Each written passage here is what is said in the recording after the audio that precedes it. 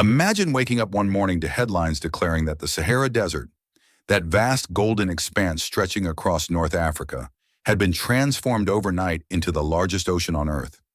No more dunes, no more shimmering heat haze, just an endless, shimmering body of deep blue water rippling under the sun. At first glance, it sounds like a miraculous solution to drought, climate change, and perhaps even our thirst for adventure. But as the news reports roll in, the story becomes more complex and far stranger than anyone expected. The transformation begins as a global engineering project decades in the making. Nations pool their resources to build massive channels from both the Atlantic and the Mediterranean, allowing water to rush inward. At first, it's a trickle filling ancient dry riverbeds. But soon the desert floor swallows the incoming tide, and the pace quickens until colossal waves lap at what were once desolate sandscapes. Within months, a sea the size of the continental United States sprawls across what used to be barren land. Scientists cheer as evaporation from this inland ocean boosts rainfall in surrounding regions. Countries once plagued by relentless drought see rivers swell, crops thrive, and previously lifeless areas burst into green. Weather patterns shift. Monsoon systems are drawn north, and the Mediterranean basin experiences gentler summers.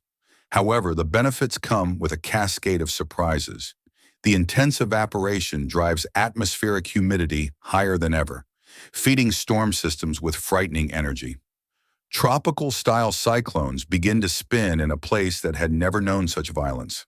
Coastal towns along the new Saharan Sea learn to brace for surging waves and torrential rain. Marine ecologists scramble to study the explosion of life beneath the waves. First come the hardy colonizers, plankton and algae drifting in on ocean currents. Soon fish migrate in, species from the Atlantic mixing with those from the Mediterranean, creating a unique marine ecosystem.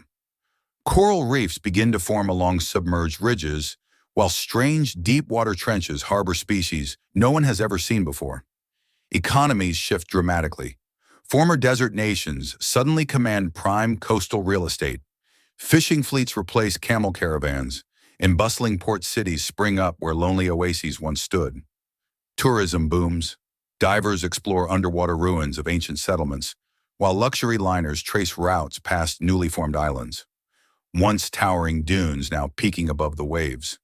Yet political tensions rise. Borders redrawn by the advancing water lead to disputes over fishing rights and shipping lanes. Refugee crises emerge as inland populations are displaced by the encroaching tides. The world debates whether the ecological risks outweigh the economic gains. Then comes the cultural shift. Stories, art, and identity in the region, once rooted in endurance against a merciless desert, begin to reimagine themselves around the sea. Festivals celebrate the ocean's bounty. Children grow up learning to sail instead of ride camels. Generations later, few remember the Sahara as it was, except in photographs and the occasional dusty relic pulled from the seabed. But as the ocean stabilizes in its basin, geologists warn of a long-term cost. The sheer weight of the water subtly alters the Earth's crust beneath it. Tiny shifts in tectonic plates ripple outward, triggering mild seismic activity in places that have been geologically calm for millennia.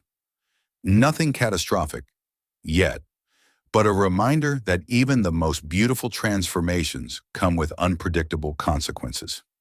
In the end, the Saharan Ocean becomes one of humanity's most ambitious experiments, a testament to our power to reshape the planet and a case study in how every choice, no matter how well-intentioned, weaves a web of changes no one can fully foresee. For better or worse, the world is never the same again.